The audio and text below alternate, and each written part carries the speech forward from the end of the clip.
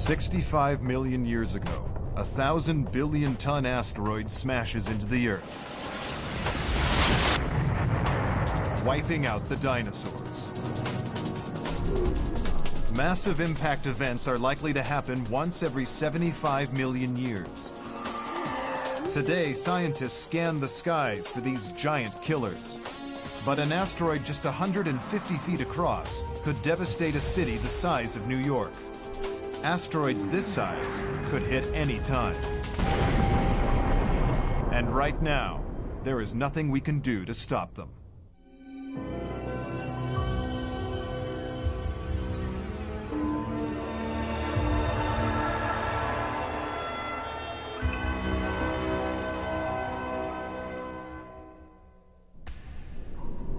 It's a nightmare scenario. 1,000 billion tons of rock on a collision course with Earth, hurtling towards it at over 50,000 miles per hour. It hits with the force of 300 million nuclear weapons. Enough energy to wipe out every human being on the planet.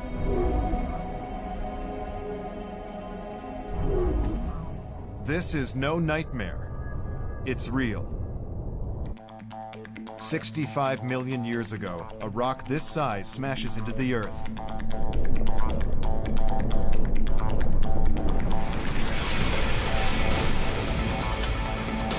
And wipes dinosaurs from the face of the planet.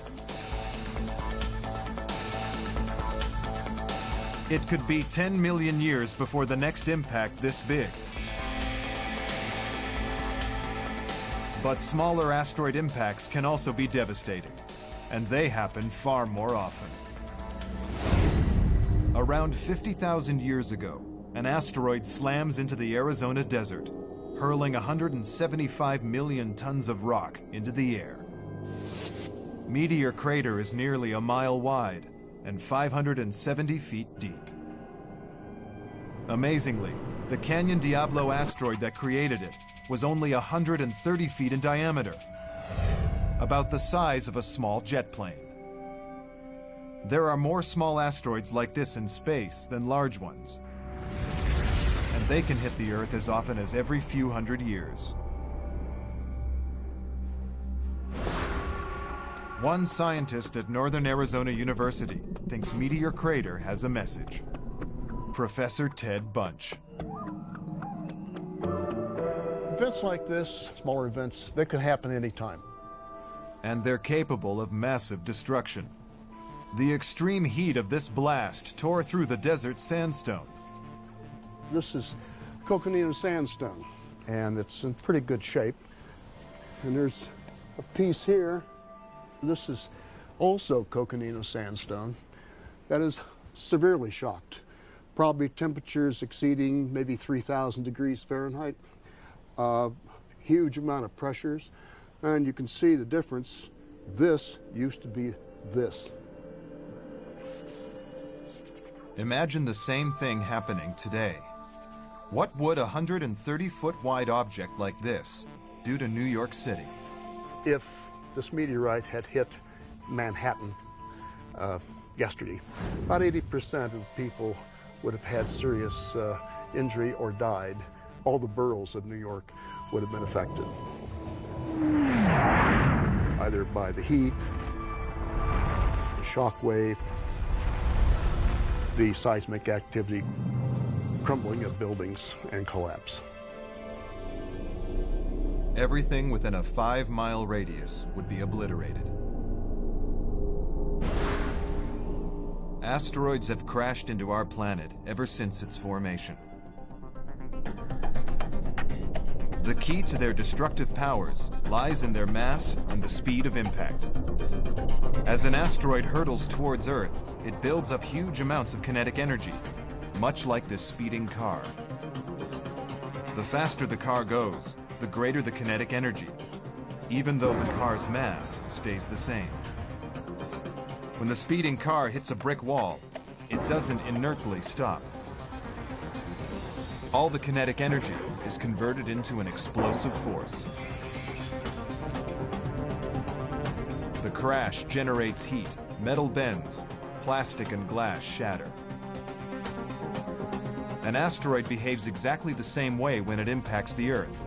Only because it's traveling at 50,000 miles per hour, the explosion is far greater.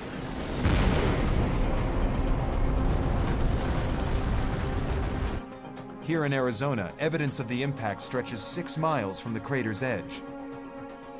Pulverized rock particles called impactites shot across the landscape at deadly speeds. We have impactites, all these little dark guys. Those are melt rocks. There's literally tens of thousands of them right in this particular area. These were ejected as far as 3 to 5 miles under very high velocities, 2 or 3 times the speed of a rifle bullet. But if you were an animal in this area and you had thousands of these particles coming at you, you'd be toast. Impactites are a major clue to an asteroid strike and can reveal previously unknown impacts. Fossil hunters in Alaska uncover fragments of tusk from woolly mammoths. They are peppered with buckshot-like particles and date back 34,000 years to a time when the number of large mammals in the region inexplicably dropped. Have fossil hunters uncovered evidence of an undocumented asteroid impact? Dr. Richard Firestone searches for evidence. We analyzed several of the particles from various tusks, and they had the unique signatures of meteorites. They were rich in iron and nickel, which is a critical component of most meteorites. This is strong evidence that these woolly mammoths died from an asteroid impact. The force of blast was devastating. We did an experiment with a shotgun to see what would happen if you shot a mammoth tusk, and they simply bounce off the outside. Nowhere near enough energy for that. A shotgun fires at 600 miles an hour. Asteroid fragments travel over 30,000 times faster. In order for the impact particles to penetrate the tusks as they did, they'd have to have been moving at tens of miles per second. Firestone's mammoth died in an asteroid impact 34,000 years ago. The impactites embedded in the mammoth tusks prove that previously unknown asteroids have struck the Earth. And new evidence reveals that they didn't just kill mammoths. Humans died too.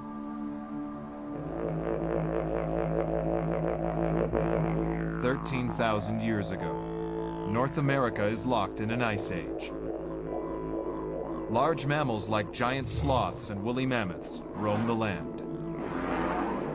The nomadic Clovis people live alongside them. Then the fossil record stops. Many species of mega mammal abruptly disappear. What causes this sudden, mysterious disappearance? The Clovis culture also vanishes from the archaeological record. Is it starvation? Disease? No one knows for sure. Now a cave in northern Ohio may hold the answer. 30 feet underground, an archaeologist from the University of Cincinnati discovers evidence of an ancient catastrophe. Ken Tankersley and his team dig up a layer of burnt material in the soil. It dates to when the Clovis and the mammoths vanished. To archaeologists, this distinctive carbon-rich layer, called the black mat, indicates intense burning, a sure sign of a destructive event.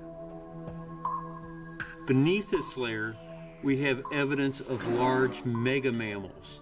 Above it, there's none whatsoever. This mat was deposited in a very quick and sudden event. Beneath it, you have evidence of Clovis people. Above it, you have absolutely none.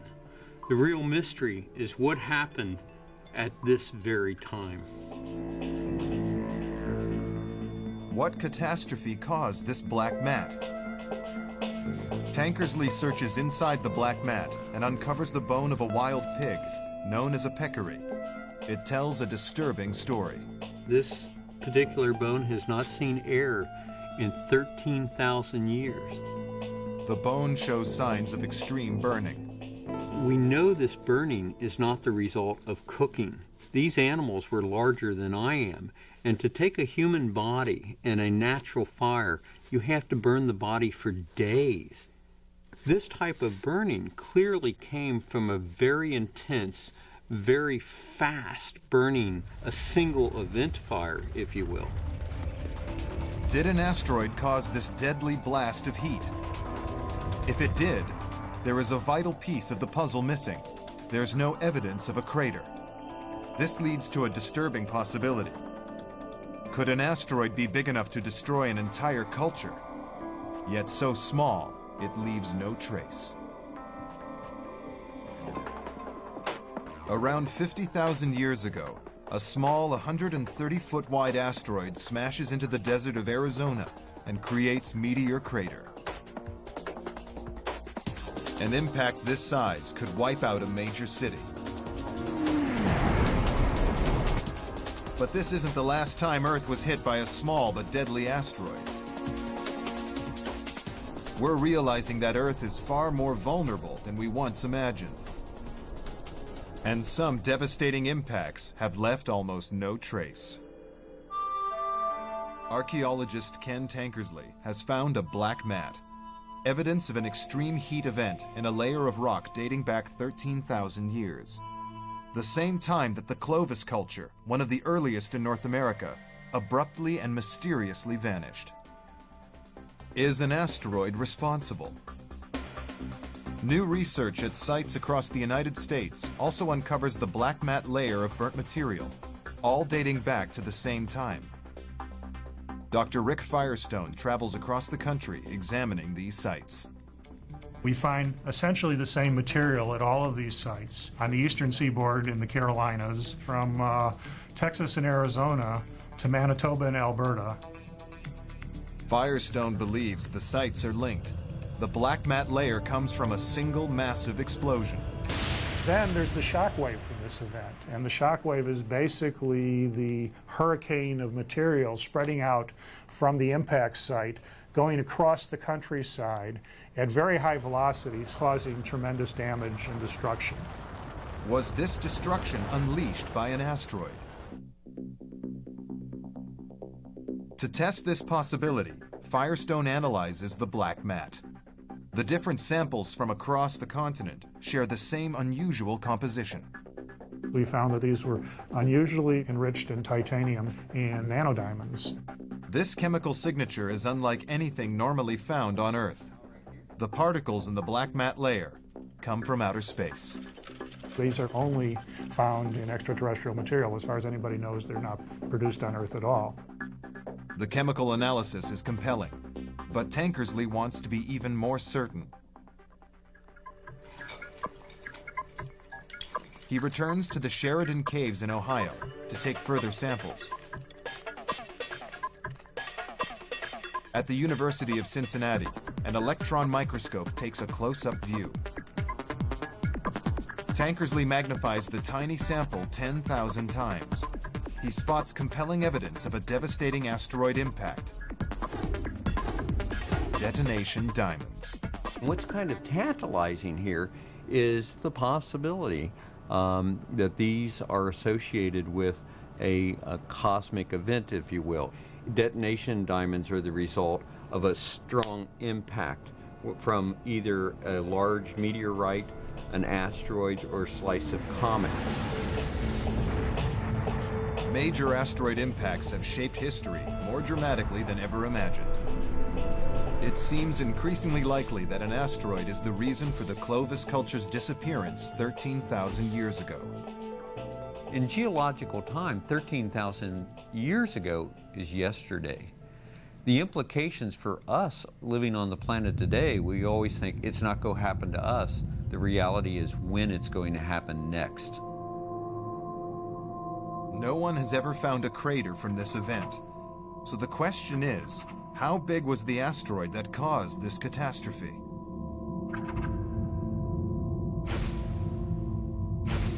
Asteroids are mostly composed of rock and metal, debris left over from the formation of the solar system 4.5 billion years ago.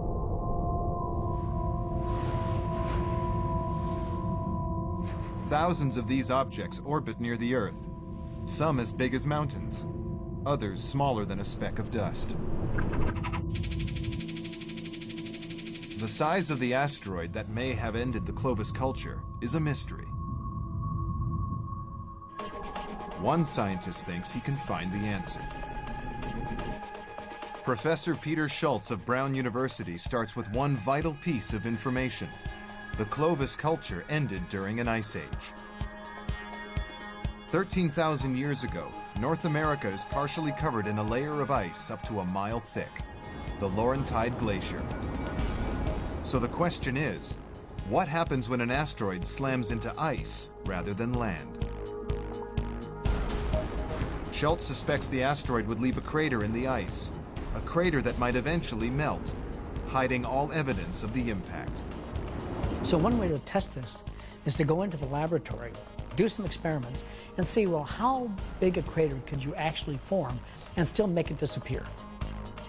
Would it be big enough to kill off a culture across an entire continent? The fact is, ice was there.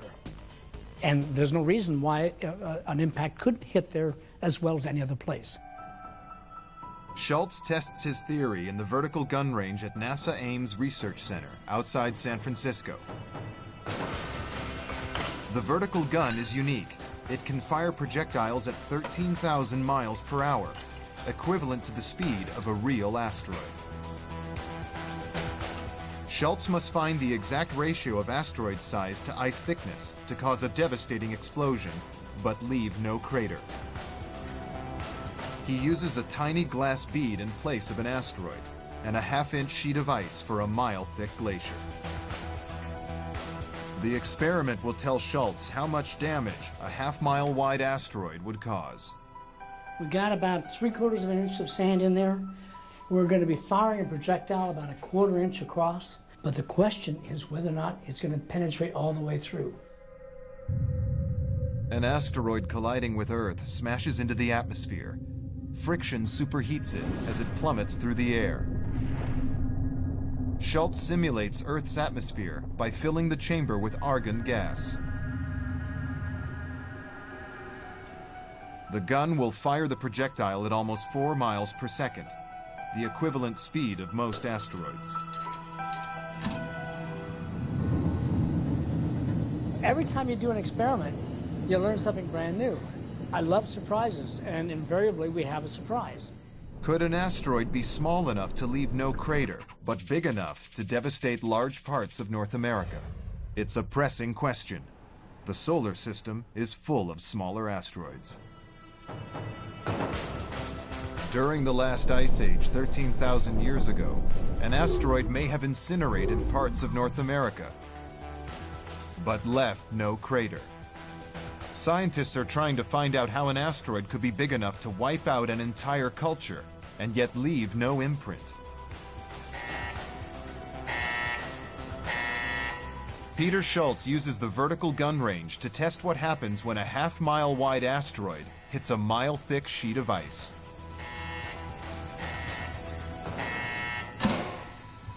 Oh! Pow! Oh my gosh! That's gotta hurt. Did you see that? Look at that stuff. Man, that hurt. A glass bead enters the chamber at 13,000 miles per hour. When it hits the gas simulating our atmosphere, it burns and then explodes. A fireball smashes across the ice.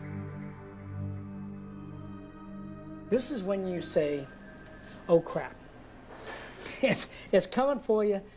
You can't even hear it because it's going faster than the speed of sound. The experiment gives Schultz a glimpse at what happened during an asteroid impact 13,000 years ago. We're talking about the temperature of the sun. Things around here probably were already burning, spontaneously combusting because of the intense heat. The wind is going out about as fast as a 747. It's flying. It's wiping out anything in its path. It's devastating everything. And around each one of these events, stuff has died.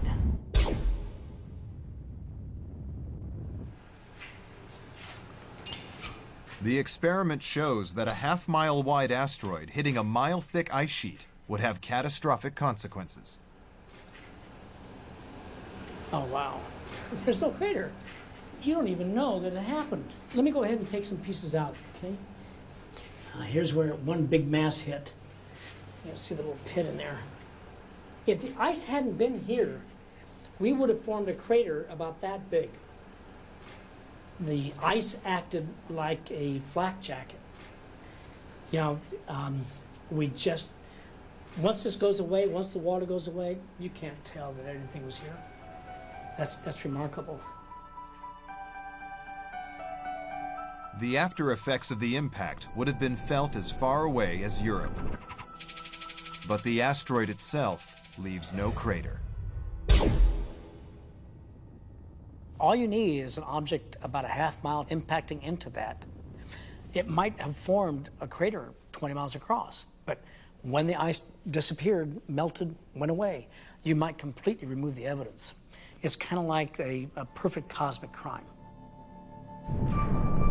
The asteroid that may have ended the Clovis culture could have been just half a mile in diameter.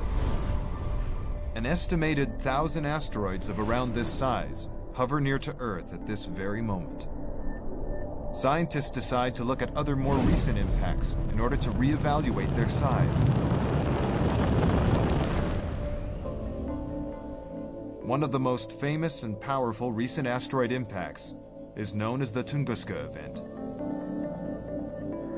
June 30th, 1908, an asteroid explodes over Tunguska, Siberia with the force of 1,000 atom bombs.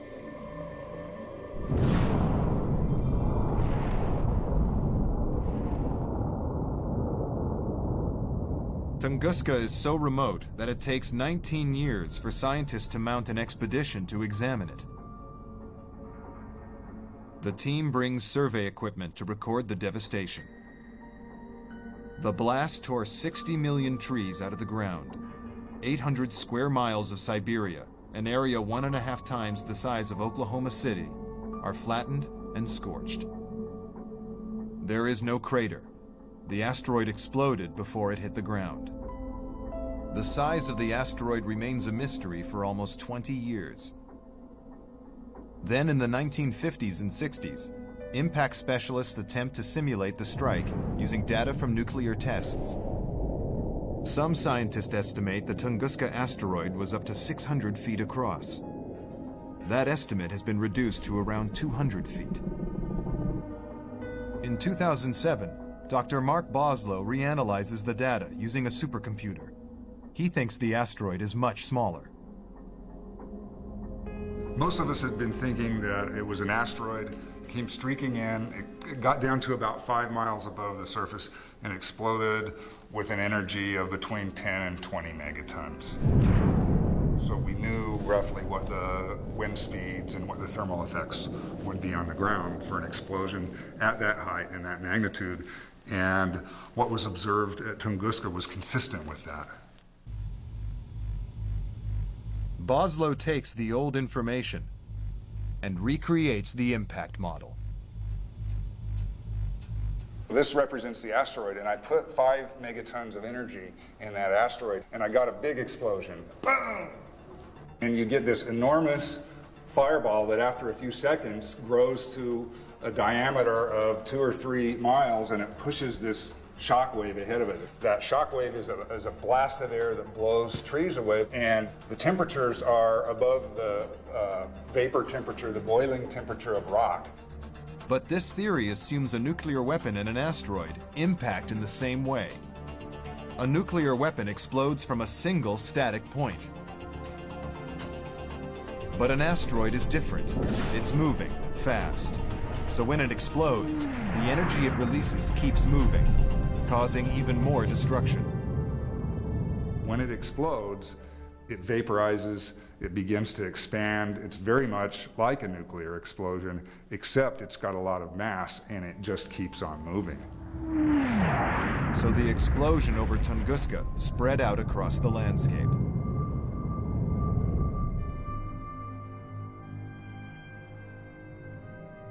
We realized that even though it explodes at this high altitude, that explosion continues downward. All that hot rock, all that vaporized asteroid material continues downward, and finally it slows down and finally stops a few miles above the surface. The blue color here represents the shock wave, that blast wave that carries mechanical energy down. So that's very high wind speeds, hurricane force wind speeds. So when that hits the ground and sweeps across the ground, that's blowing trees down. The old model assumed a stationary explosion. That meant a 200-foot asteroid. The model was probably wrong.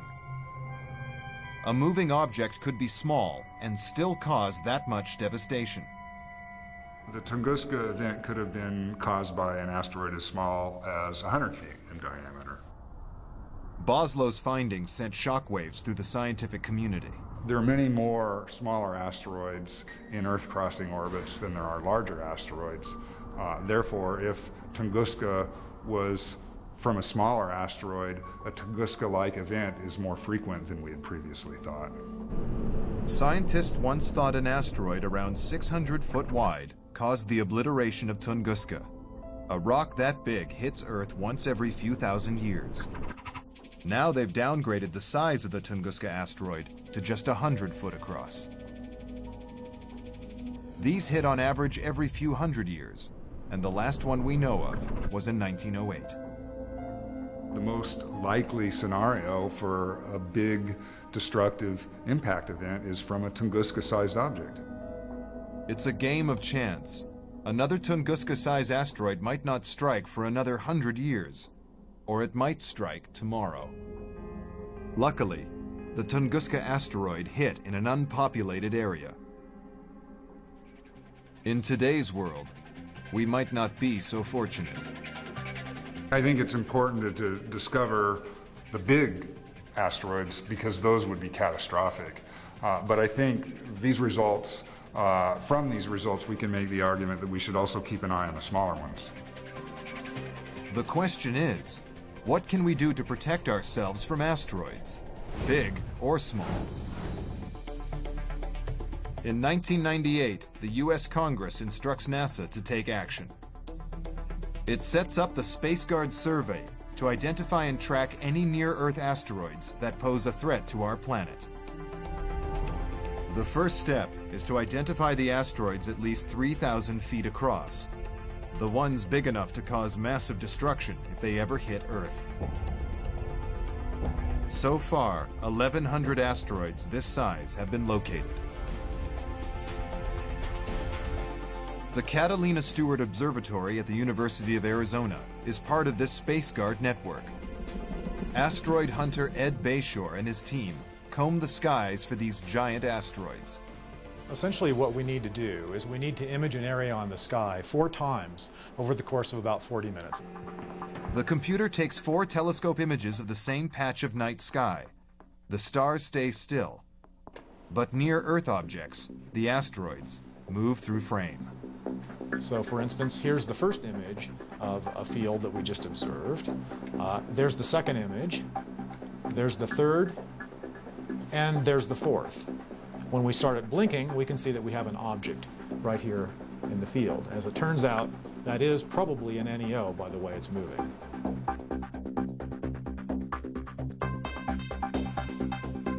None of the ones discovered so far are on a collision course with Earth. And based on evidence of previous large impacts, the chances of getting hit are tiny. One huge collision every 500,000 years or so. But what about the smaller asteroids? The ones we think wiped out the Clovis culture or exploded over Tunguska? Right now, Bayshore doesn't search for them at all. There's many more objects that are smaller. And just because they're smaller doesn't make them not dangerous. In fact, we think the objects around 300 feet in diameter and larger, which are much more numerous, may actually represent a considerable threat.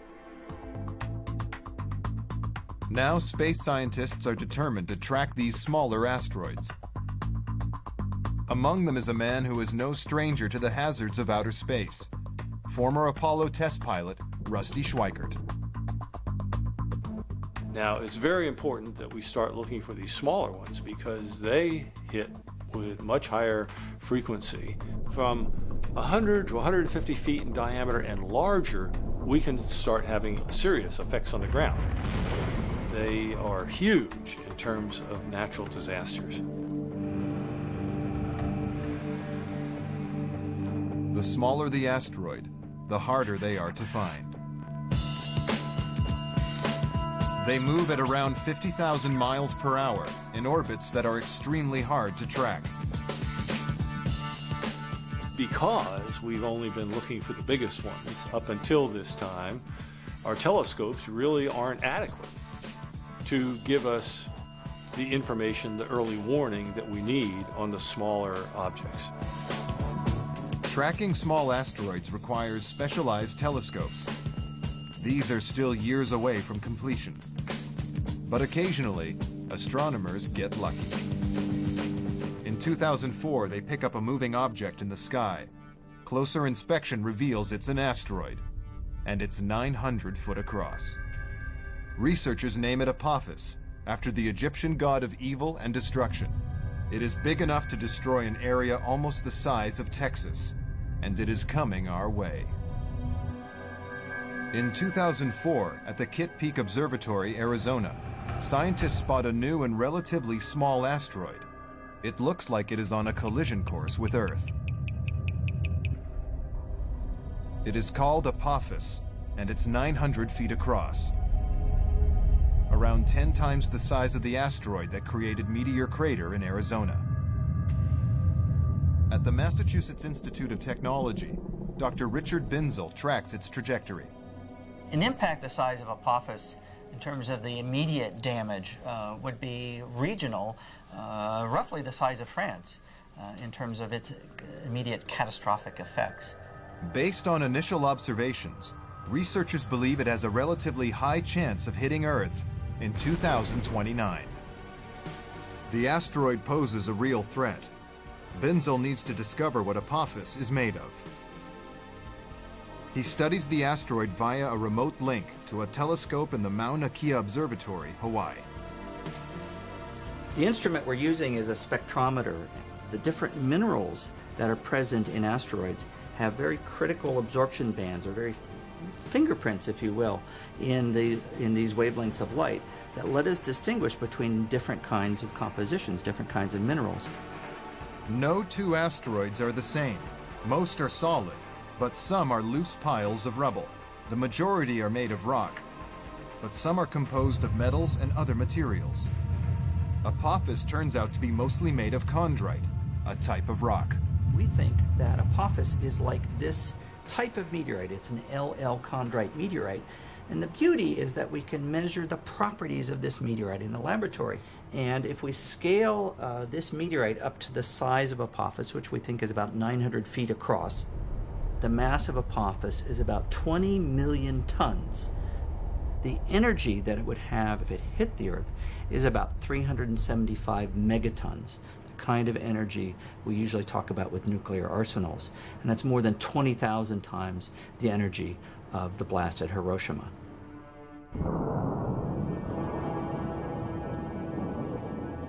With the asteroid's speed and orbit mapped, researchers can predict its trajectory more accurately. New data suggests that the 900-foot asteroid is headed this way in 2029. It will miss Earth by just 18,000 miles. A near miss in astronomical terms. But if Apophis had been on a collision course, what could we have done?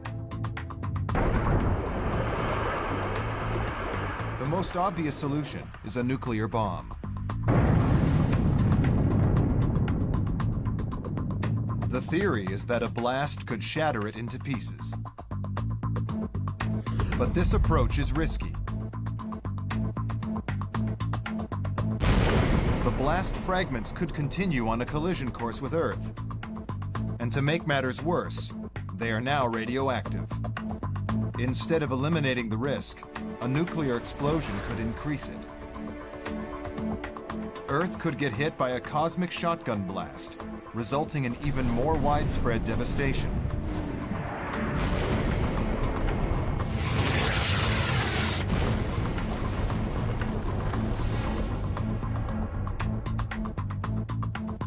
One scientist alarmed by this scenario is Dr. Massimiliano Vasile of the University of Glasgow in Scotland.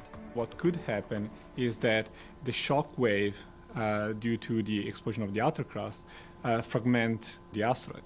So it might be that basically we have not just one asteroid on the collision course with the Earth, but we have 2 or 3 asteroids. Scientists are racing to find a better solution. They have suggested attaching rocket engines to push the asteroid off course, or even solar sails to pull it into a different orbit. These are possibilities, but they sound like the stuff of science fiction. Researchers are putting their weight behind a more feasible solution: knock the asteroid off its collision course. The project's code name, Don Quixote. At the heart of the team is space mission analyst Chris Saunders from Kinetic Labs, England. We're simply going to try and hit the asteroid and deflect it out of the way. The theory is that a powerful strike delivered by a probe could knock the asteroid off its course, like a game of cosmic pool. It must be possible because NASA's already done something similar. January 12, 2005, the spacecraft Deep Impact launches. Its mission is to collide with Tempel 1, a comet roughly half the size of Manhattan. Deep Impact crosses 270 million miles of space.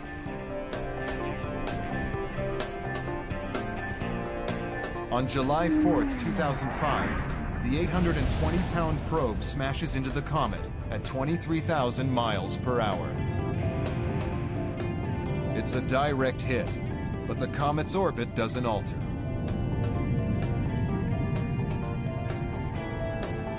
The mission demonstrates how hard it is to knock a large object off course. But Saunders maintains this same technique could shift asteroids smaller than 1,000 feet across. The Don Quixote team plans to launch in 2011 with the backing of the European Space Agency. They'll use ion engines to propel the craft into space. The key part of the Don Quixote's concept is being able to measure the asteroid before and after the impact. And to do that, you need a spacecraft that can travel to the asteroid, go into orbit, come out, take measurements. And the only way you can do that within the constraints of the mission was with an ion engine. Don Quixote is a 2-stage spacecraft made up of the impactor and the orbiter. The ion engine powers the orbiter to its target.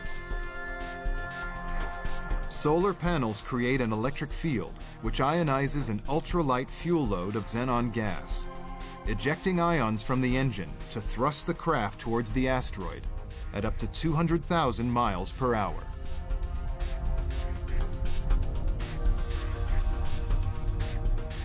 The aim is to catch the asteroid as far away from Earth as possible, so that even a tiny push will move it off course. The observer locks into orbit around the asteroid and guides the impactor to an inch-accurate surgical strike.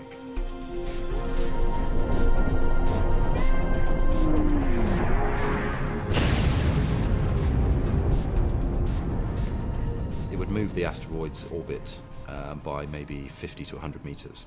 That would be enough for the asteroid to safely drift past the Earth. If astronomers locate an incoming asteroid early enough, Don Quixote might be able to deflect it. But it's untested technology with a huge margin of error. Most scientists agree a backup plan is essential. Massimiliano Vasile has an ingenious and radical approach.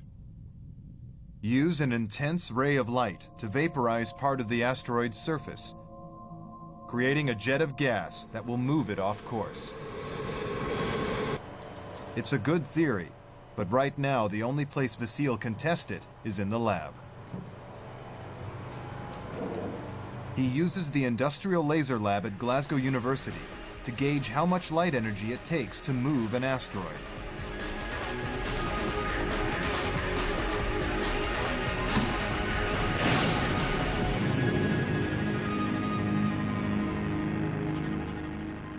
We can see the effect of the light of the laser that basically was burning the rock. This is what we expect would happen in space when we focus the light of the sun on the surface of the asteroid. The effect that I obtain is exactly as if I had a rocket engine attached to the asteroid, but the difference is that the engine is the asteroid itself. This is, in fact, one of the most effective ways of deflecting the asteroid. But shifting a full-scale asteroid would take a lot more light than an industrial laser. Luckily, in space, we have a huge power source available: the sun. Vasile proposes using mirrors to focus sunlight on the asteroid, enough to vaporize its surface, just like the laser. But moving a 1,000-foot asteroid requires a mirror so large that no rocket is big enough to carry it into space. The solution? Use several small ones at once. We propose to have a swarm of satellites, each one carrying a smaller mirror. The mirrors would be around 60 feet across and precisely shaped to concentrate the solar energy, creating that vital jet of vaporized rock. One of the good things of the solar sublimation system is that we can scale up the system, so we can add more satellites to the swarm. Vasile's system means no asteroid is too big to be moved. The solar sublimation applies to asteroids of every size, basically, and we saw that it was quite effective also with asteroids of the size of Apophis or larger than that, so above 1,000 feet. Whatever system scientists end up using, the key is to catch the asteroid as early as possible. Astronaut Rusty Schweikert thinks it's vital to be prepared. Even you and I driving our car, you know, you and I typically have one chance in 10,000 that we're going to have an accident tomorrow if we're driving tomorrow. And because of that, we buy insurance. We're driving around the solar system on our planet totally uninsured. Why?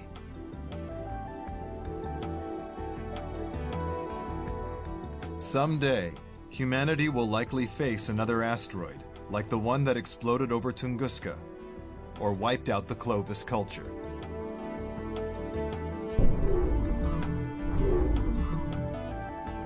An asteroid just 150 feet across could kill tens of thousands of people, and we still don't know enough about them. The dangers and our lack of knowledge became all too apparent in September 2007. Carancas, Peru. Local people noticed strange lights in the sky, followed by a huge explosion.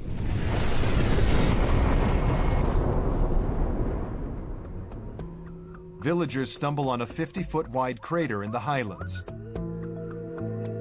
Locals claim it is caused by an asteroid, but not all scientists are convinced. Impact specialist Peter Schultz thinks it's a hoax. My immediate reaction is, are you kidding me? This has really happened? It can't really be something that actually got through the atmosphere. This is science fiction. And the first pictures that came out, it looked like a B movie with this crater where Superman was going to walk out. Schultz is disturbed by the size of the crater. It's tiny. An asteroid that small should never have made it through the Earth's atmosphere. It should have burnt up on entry.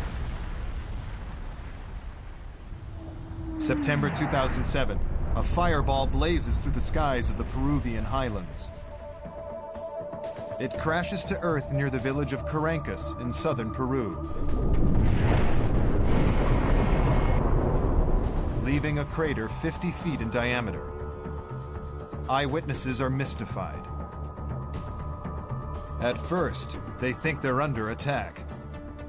Nos levantamos la vista y we looked up at the sky and saw a smoky trail.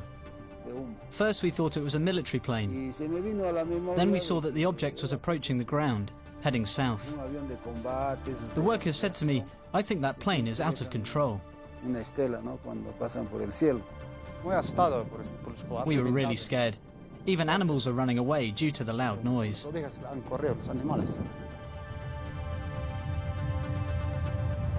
One explanation is an asteroid strike. But how did an asteroid so small survive entry into the atmosphere? It should have disintegrated before impact.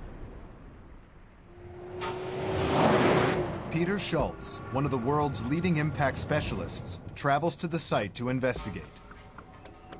I heard the stories in the media, I saw the pictures, and I thought, oh my gosh, I've got to go there. The impact has blasted chunks of Earth into the air, damaging a building 150 feet away.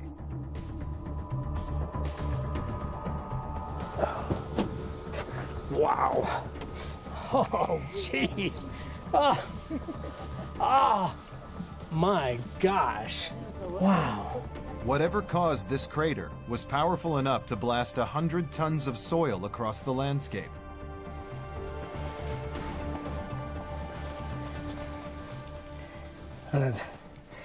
This is clearly the pre-existing soil. Everything was just simply turned upside down over this. This has all the hallmarks of an asteroid crater, but Schultz is skeptical. He needs to find a fragment to prove it. He exploits a common characteristic of this kind of asteroid, its magnetism.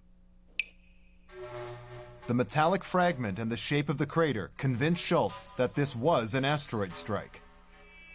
But how big was this asteroid? Eyewitnesses tell Schultz the angle of impact. Now if he can discover the speed, he should be able to discover the size.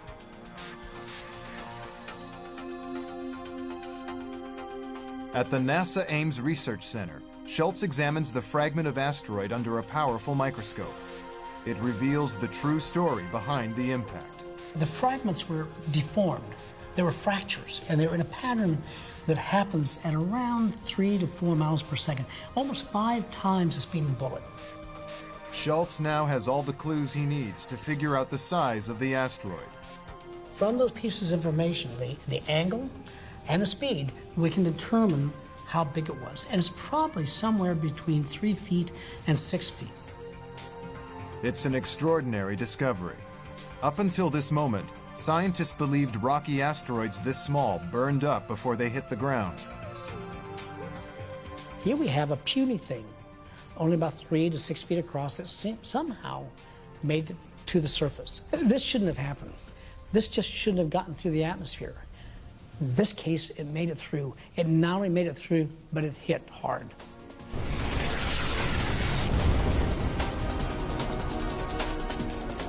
How it got through exactly is still a mystery, but the fact that it did is alarming. If a tiny asteroid like the one that hit Caracas strikes a crowded city, it could potentially kill dozens, if not hundreds of people. Will it kill people? Yeah. The clock is ticking. It's coming.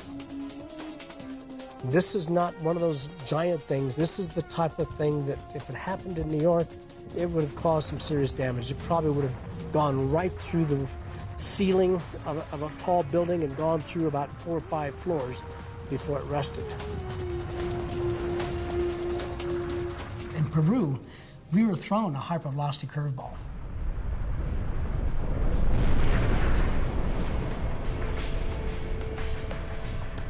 Rusty Schweikert believes that now is the time to take the threat from smaller asteroids seriously. A hurricane, we can't prevent. A flood, we can maybe do some things to prevent. We can certainly mitigate against these things. But preventing is an unusual opportunity in a natural disaster. We can prevent this from happening. If we do our work with near-Earth objects, we can prevent asteroid impacts from ever happening. There is little doubt that an asteroid will someday threaten the Earth. The question is, will we be prepared to deal with it in the not-too-distant future?